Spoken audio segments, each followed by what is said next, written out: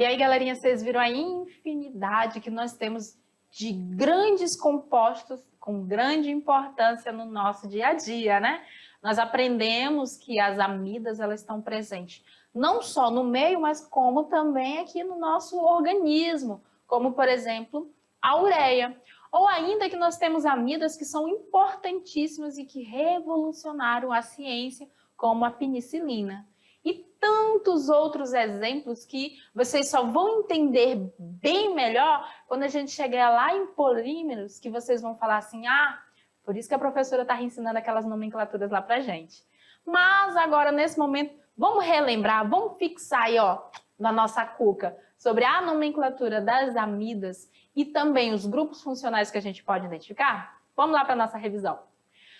Bom, funções nitrogenadas, nossa aula 14.2. Olha o caminho que já percorremos. Isso significa que já tem avaliação, né, galera? Não quero deixar ninguém nervoso, não, mas faz parte da nossa caminhada.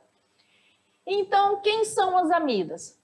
Compostos orgânicos que possuem nitrogênio ligado a carbonila. Eu acho que vocês já vão até sonhar com a carbonila de tanto que a gente fala dela, né?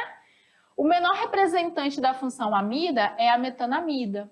No entanto, as mais conhecidas estão no campo dos polímeros, tais como as poliamidas e as proteínas. Então, o grupo funcional é esse, aonde nós temos aqui nesse carbono, pode ter um grupo substituinte, e para o nitrogênio eu posso ter tanto os hidrogênios, como eu posso ter outros grupos substituindo os nossos hidrogênios. Então, qual é a principal característica das amidas? É essa questão aqui, onde a nossa carbonila, o carbono que participa dela, liga-se diretamente ao nosso nitrogênio. E aí, como exemplo, nós temos a metanamida. Na nomenclatura, nós temos a seguinte situação. Para as nossas amidas que não possuem nenhum dos seus hidrogênios lá do grupo NH2 substituídos, nós vamos estar utilizando o prefixo mais o infixo e a terminação amida. Então, nós vamos ter aqui, ó, tá vendo? Ele tá com todos os seus hidrogênios, NH2. Então, aqui nós não temos nenhuma substituição na nossa amida. E aí a gente vai fazer o match amida. Por quê? Porque tem um carbono, ligação simples, e tem um grupo funcional das amidas. Sempre vai ser assim para as amidas que não tem nenhum dos seus hidrogênios substituídos. Quando a gente tiver grupos substituintes ligado ao nitrogênio, nós identificamos esse grupo como radical, assim como a gente faz lá nas nossas funções ramificadas. O que nós vamos fazer? Coloca-se o N, o nome do meu grupo que está ligado ao nitrogênio, que nesse caso é o etil, vai ficar N-etil. Tem mais um outro? Não, porque aqui é um hidrogênio. E aí eu venho para o nome da minha cadeia, que vai ser etanamida. Mida, Sabrina, mida. Etanamida. Et, porque só tem 2 átomos de carbono.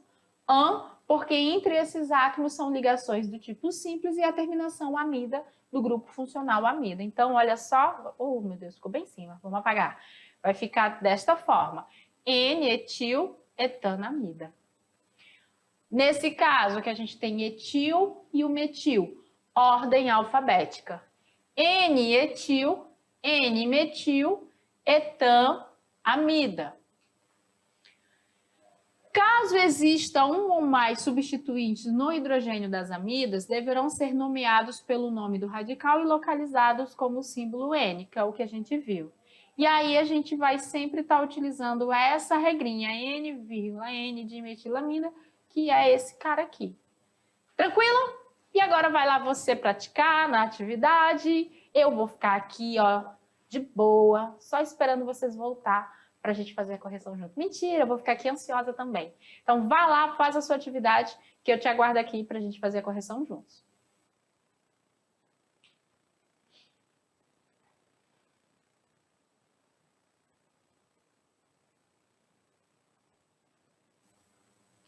Vocês prestaram atenção?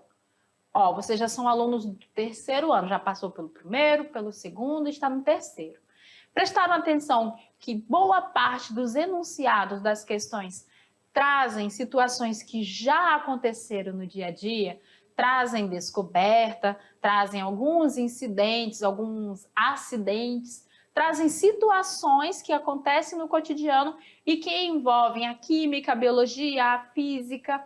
Então, o que isso quer dizer? Que vocês têm que ficar ligadinho, galerinha, no mundo do qual a gente está fazendo meio, né? Fazendo parte, né? Fazendo meio, está fazendo parte. Nós estamos inseridos numa sociedade que vive a química, que vive a física, que vive a biologia.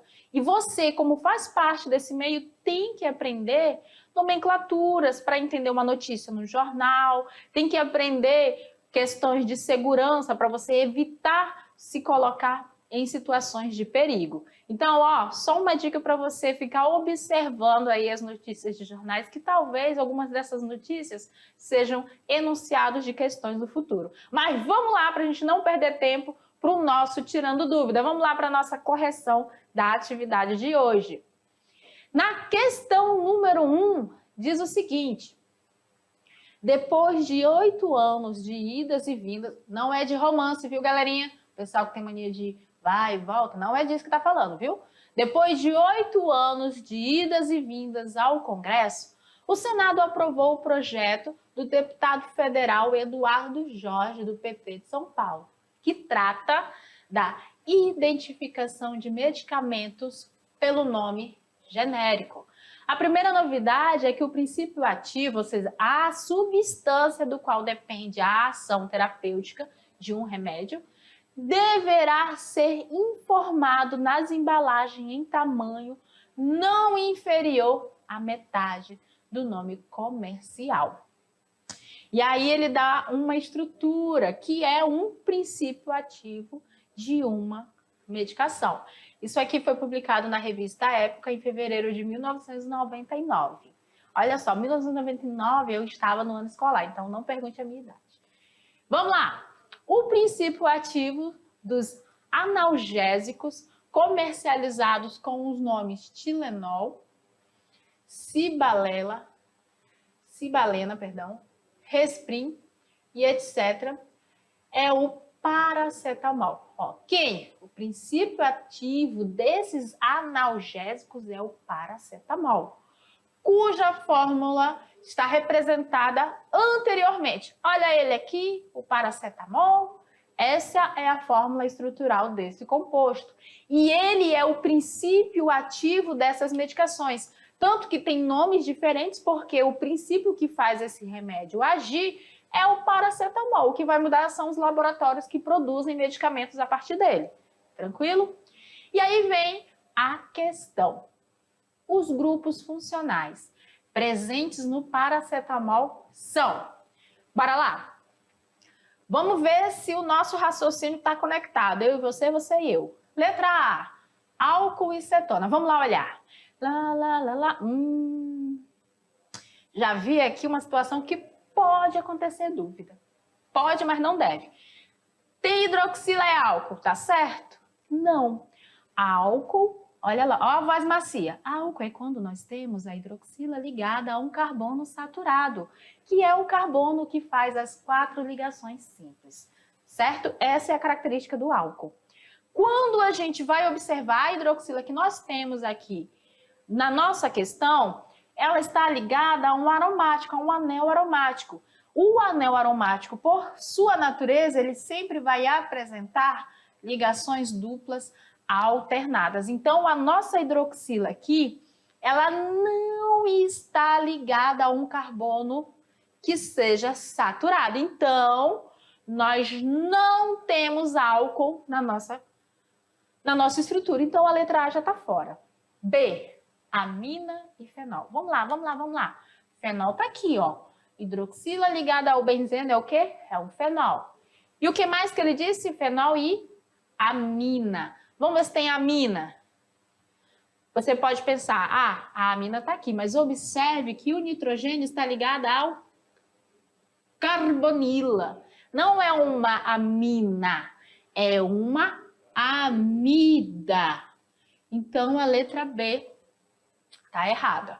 Letra C, fenol e amida. Olha só, o fenol eu já sei que tá aqui, fenol. E eu acabei de falar da amida. Então, a letra C, ó, tá certa. Éster e álcool. O álcool a gente já viu que não tem e o éster também não. Cetona e amina. Amina a gente já viu que não tem. E a cetona é quando a gente tem a carbonila ligada a um carbono secundário, que não é o caso. Então, a nossa resposta correta é a letra C. Nós temos aí o fenol e nós temos a amida, o grupo funcional amida. Tranquilo, galerinha? Vocês conseguiram acompanhar o raciocínio da Titi? Então, vamos lá. Questão de número 2. A sulfa é um antibiótico importante no combate às infecções pulmonares e infecções no trato urinário. Sua fórmula estrutural é oferecida a seguir. Olha só o tamanhão da fórmula estrutural da nossa sulfa. Observe que ela tem aqui, ela tem áreas de cadeia fechada, perdão. Ela tem aqui o nosso aromático e ela tem uma sequência de cadeia aberta. Ela é uma cadeia mista, é uma estrutura mista. E aí ele vem, quais as funções orgânicas estão presentes na cadeia mais longa ligada ao anel aromático solitário? Quem é o anel aromático solitário? O que está sozinho, gente. Quem é que está sozinho? Olha, você que está sozinho. Ele é o nosso anel aromático solitário. Esses aqui, eles estão juntos, né? Qual é a cadeia aromática mais longa ligada a ele? É essa? Não, vai ser essa estrutura aqui. Então, vamos lá. Eu já identifiquei onde eu vou ter que focar meus esforços intelectuais. Vai ser ali. O que ele quer? Ele quer que a gente diga quais as funções estão ali. É função amida e álcool. Vamos olhar? Amina, né? Amina, tem amina? Olha só. Ah, não, galerinha, mas ó, tá ligada a carbonila. É uma amina? Não, é amida. Quando está ligada a carbonila, é uma amida. Então, eu não tenho amina ali. Então, a letra A tá fora. B, amida e ácido carboxílico. Vamos lá olhar. A amida a gente já descobriu. Como que eu vou descobrir se tem ácido carboxílico, galera? Lembram lá? Quem é o ácido carboxílico? Não é esse cara aqui? Não liga para a letra. Isso é o mesmo que isso aqui, galera. Ou ainda que isso aqui, ó. Eu tenho uma dessas duas representações aqui dentro? Eu tenho, ó, tá aqui e tá aqui. Então, eu tenho ácido carboxílico nessa parte e amida também. Tem amida e tem ácido carboxílico. Então, para mim, ó, letra B, certíssima. Na letra C, fala álcool e ácido carboxílico. A gente não tem álcool, por mais que você veja o hidrogênio e o oxigênio lado a lado, a gente tem que lembrar do grupo funcional. O grupo funcional aí não é um álcool, é um ácido carboxílico. Amida e álcool? Não. Amina e aldeído? Não. Realmente, a nossa alternativa correta é a letra B. Mas olha só para você aqui não ficar com dúvida, a nossa amida está aqui e os nossos ácidos carboxílicos estão aqui, viu? Só que eles estão numa forma condensada. Tranquilo? Conseguiram observar? Não dá mais para errar não, né? Então, vamos lá para o nosso Se Liga no Enem. Olha, uma questão número 3 que caiu lá no Enem de 2021. E essa daqui, gente, tudo o que você precisa para responder, para marcar a resposta certa, está no enunciado e você tem que, ó, dominar as representações, as formas como a gente representa as cadeias carbônicas. Mas a gente vai fazer junto e você vai entender o porquê dela ser montada nessa estrutura. Vamos lá.